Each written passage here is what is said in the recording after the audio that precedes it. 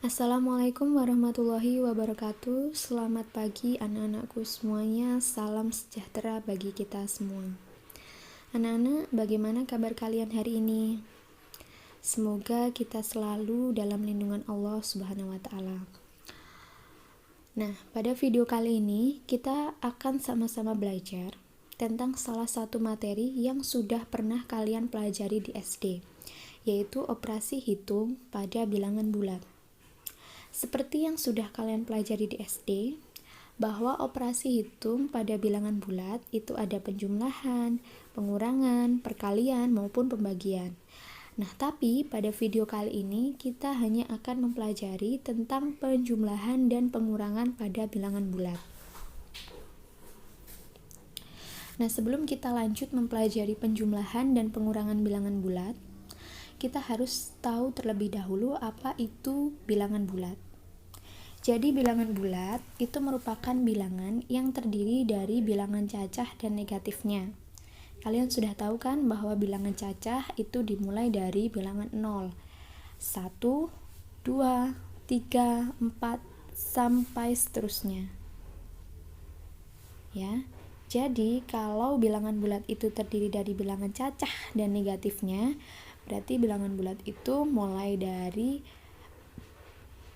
0, 1, 2, 3, dan seterusnya, dan negatif 1, negatif 2, negatif 3, dan seterusnya. Kemudian bilangan bulat itu dituliskan tanpa komponen desimal atau pecahan. Ya, sesuai dengan namanya, bilangan bulat. Otomatis pasti dituliskan tanpa komponen desimal atau pecahan. Nah, untuk semua bilangan bulat itu pada matematika dilambangkan dengan huruf Z. Huruf Z itu adalah Zahlen. Zahlen merupakan bahasa yang berasal dari Jerman yang artinya adalah bilangan. Oke, kalian semua sudah tahu apa itu bilangan bulat. Sekarang kita lanjut mempelajari tentang operasi hitung pada bilangan bulat, khususnya penjumlahan dan pengurangan.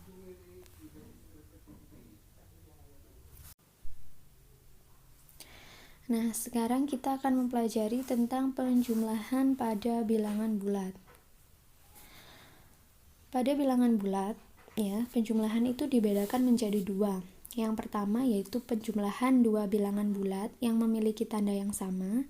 Kemudian yang kedua adalah penjumlahan dua bilangan bulat yang berlawanan tanda. Kita akan pelajari dulu yang pertama, yaitu penjumlahan bilangan bulat yang bertanda sama. Maksudnya apa di sini? Di sini maksudnya adalah ketika kalian menjumlahkan bilangan positif dengan bilangan positif, atau ketika kalian menjumlahkan bilangan negatif dengan bilangan negatif. Nah, terus bagaimana cara menjumlahkannya? Di sini sudah dijelaskan ya bahwa penjumlahan bilangan bulat dengan tanda atau jenis yang sama, maka hasilnya sama seperti jenis bilangan yang dijumlahkan. Artinya, ketika kalian menjumlahkan bilangan positif dengan bilangan positif, hasilnya sudah pasti bilangan positif. Dan ketika kalian menjumlahkan bilangan negatif dengan bilangan negatif, hasilnya sudah pasti bilangan negatif. Sekarang kita masuk kepada contoh 2 ditambah dengan 4 di sini. 2 ditambah dengan 4 itu sama-sama bilangan positif kan? Otomatis hasilnya nanti adalah positif. Jadi 2 ditambah 4 hasilnya 6 positif ya. Nah, sekarang contoh yang kedua. Contoh yang kedua adalah negatif 2 ditambah dengan negatif 1. Di sini sama-sama memiliki tanda negatif. Otomatis nanti hasilnya pasti negatif. Nah, tinggal kita tambahkan 2 tambah 1 adalah 3. Nah, sehingga hasilnya adalah negatif 3. Seperti itu ya. Kalian sudah paham ya tentang penjumlahan dua bilangan bulat yang bertanda sama? Ya, silakan diingat-ingat kembali. Pokoknya ketika kalian menjumlahkan bilangan positif dengan bilangan positif, sudah pasti hasilnya positif. Ketika kalian menjumlahkan bilangan negatif dengan bilangan negatif, sudah pasti hasilnya negatif. Sekarang kita akan mempelajari penjumlahan dua bilangan bulat yang memiliki tanda berbeda atau berlawanan tanda. Di situ dijelaskan bahwa penjumlahan bilangan bulat dengan tanda jenis yang berbeda, maka hasilnya merupakan hasil pengurangan dan tanda atau jenisnya ditentukan dengan jenis bilangan yang paling besar. Nah, kita langsung masuk aja kepada contoh. Di sini ada negatif 6 ditambah 4. Ya, negatif 6. Di situ 6 bertanda negatif dan 4 bertanda positif. Untuk menjumlahkan, kalian abaikan dulu tanda negatif di situ. Anggap hanya ada bilangan 6 dan bilangan 4. Bilangan 6 dan bilangan 4 itu yang lebih besar adalah bilangan 6 kan? Sehingga 6 kurangi dengan 4. Hasilnya adalah 2 kan? 6 dikurangi 4 hasilnya 2. Nah, kemudian tandanya kalian ikuti bilangan yang lebih besar. Tadi bilangan yang lebih besar adalah 6. 6 di sini memiliki tanda negatif, sehingga hasilnya juga negatif.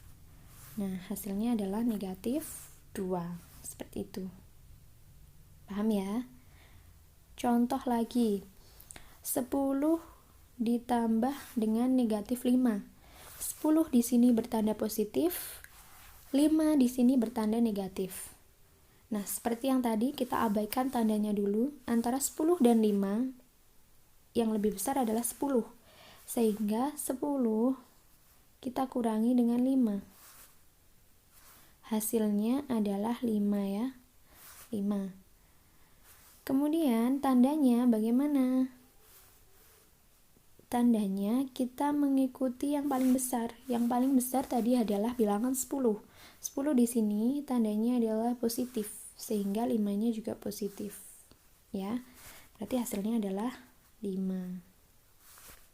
Gitu ya. Sudah paham ya cara menjumlahkan dua bilangan yang memiliki tanda yang berbeda. Jadi, kalian tinggal abaikan dulu tandanya, kalian cari bilangan yang lebih besar yang mana, kemudian kalian kurangkan dengan bilangan yang lebih kecil.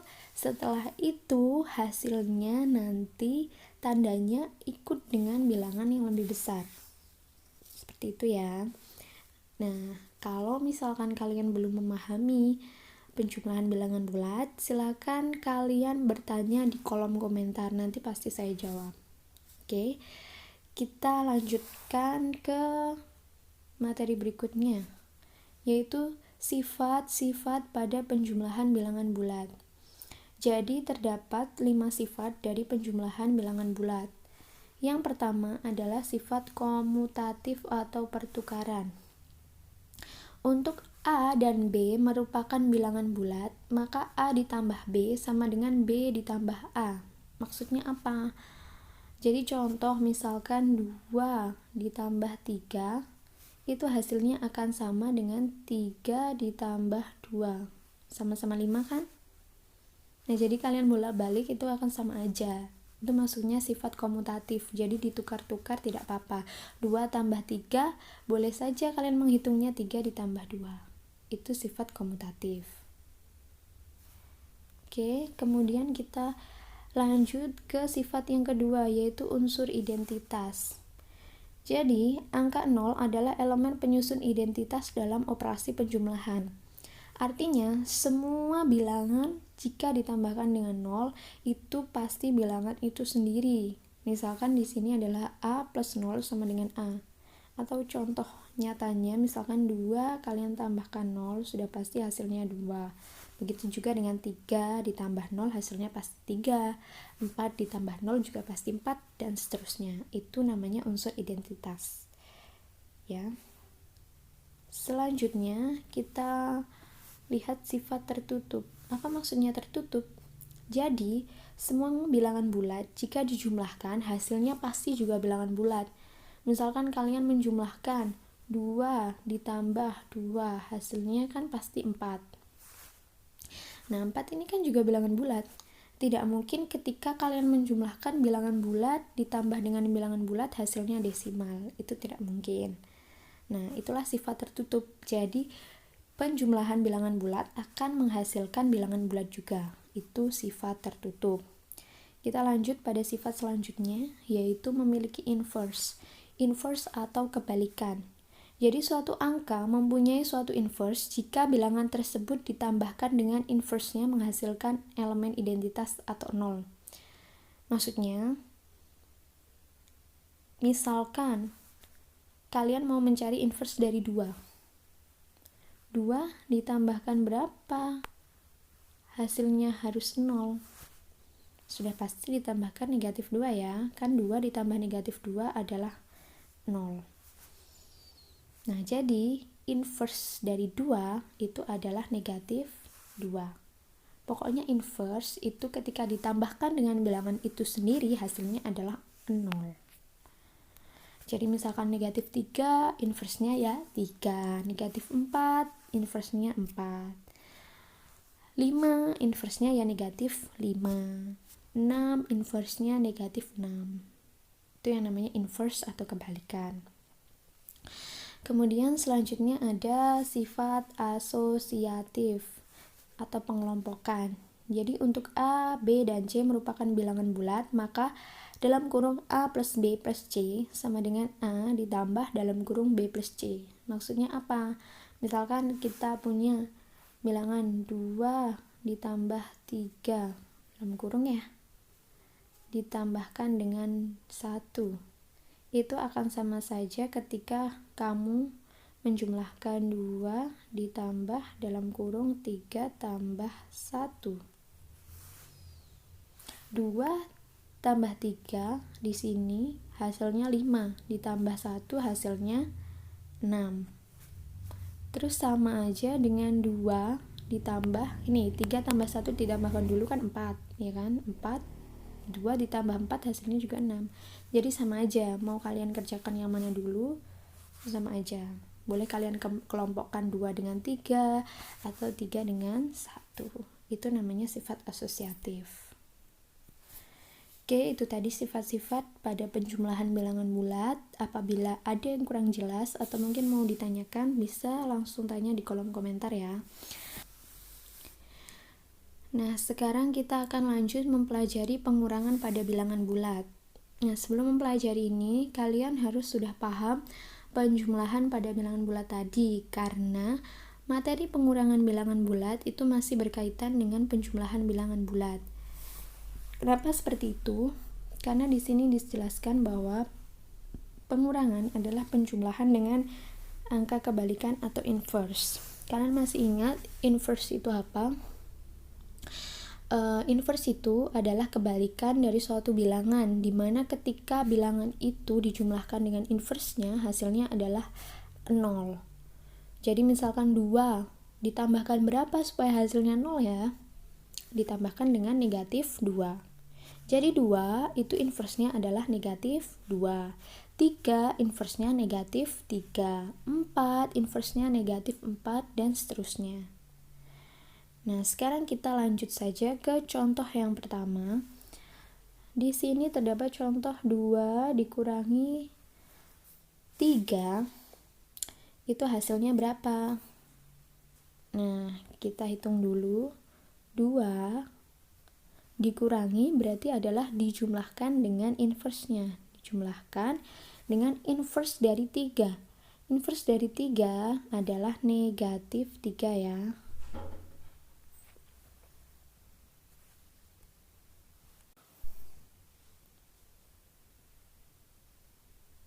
Kemudian sesuai dengan konsep penjumlahan bilangan bulat yang berbeda tanda tadi, abaikan dulu tandanya. Ya, setelah itu kita cari bilangan yang lebih besar. Di sini antara 2 dan 3, itu yang lebih besar adalah 3, sehingga 3 kita kurangi 2, hasilnya adalah 1. Nah, untuk tandanya kita mengikuti bilangan yang lebih besar, yaitu 3 ini, sehingga tandanya negatif. Nah, sudah ketemu hasilnya adalah negatif 1. Kita lanjutkan ke contoh yang kedua. Di sini adalah 2 dikurangi negatif 3. Nah, kita tulis dulu 2. kita tulis dulu 2. Kemudian dikurangi itu sama dengan dijumlahkan dengan inverse. Inverse dari negatif 3 adalah 3. Sehingga 2 ditambah 3 hasilnya adalah 5. Nah, sudah ketemu 5. Kita lanjut ke contoh yang terakhir, yaitu negatif 2 dikurangi 3. Kita tulis lagi, negatif 2 dikurangi berarti dijumlahkan dengan inverse-nya. Inverse dari 3 adalah negatif 3. Nah, berapa hasilnya? Ini tandanya sama ya, tandanya sama, kita langsung jumlahkan. 2 tambah 3 hasilnya 5. Kemudian ini tandanya negatif, sehingga hasilnya adalah negatif 5. Nah, itu tadi materi pengurangan bilangan bulat. Apabila masih ada yang belum kalian pahami, silakan bertanya di kolom komentar. Kita lanjutkan ke materi yang selanjutnya, yaitu sifat-sifat pengurangan pada bilangan bulat. Nah, sifat pengurangan pada bilangan bulat itu ada 4. Yang pertama, untuk sembarang bilangan bulat A dan B berlaku A dikurangi B sama dengan A ditambah negatif B. Ini sama dengan yang tadi, jadi berarti bahwa pengurangan itu sama dengan penjumlahan dengan inverse. Kemudian kita lanjut ke sifat yang kedua. Pada operasi pengurangan tidak berlaku sifat komutatif dan asosiatif. Kalau tadi pada penjumlahan bilangan bulat itu kan berlaku komutatif atau ditukar-tukar, itu tidak apa-apa. Tapi kalau di sini tidak boleh.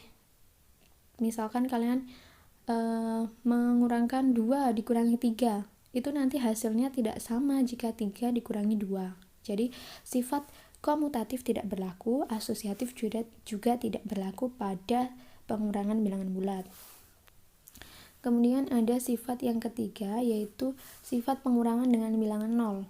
Jadi semua bilangan kalau dikurangi dengan 0 itu hasilnya bilangan itu sendiri. Kemudian 0 dikurangi dengan bilangan itu hasilnya negatif bilangan itu. 0 dikurangi 0 hasilnya 0. Dan sifat yang terakhir adalah sifat tertutup, sama dengan yang penjumlahan tadi. Pada pengurangan juga ada sifat tertutup, di mana ketika kalian mengurangkan bilangan bulat dengan bilangan bulat, otomatis hasilnya pasti bilangan bulat. Tidak mungkin hasilnya negatif, tidak mungkin hasilnya desimal ataupun pecah. Nah, itu materi kita sudah selesai semuanya. Semoga materi yang saya sampaikan bermanfaat. Apabila kalian masih belum mengerti ataupun ada yang kurang jelas dari apa yang saya sampaikan, bisa kalian tanyakan di kolom komentar ya. Kemudian nanti untuk tugasnya juga ada linknya di kolom deskripsi ya. Setelah kalian menyelesaikan tugas ya, nanti ada juga presensi. Jadi kalian harus mengisi daftar hadir yang linknya juga akan saya taruh di deskripsi. Nah, semoga video ini bermanfaat untuk kalian, dan saya mohon maaf apabila ada salah kata. Saya akhiri video pada kesempatan kali ini. Wassalamualaikum warahmatullahi wabarakatuh. Selamat belajar untuk semuanya.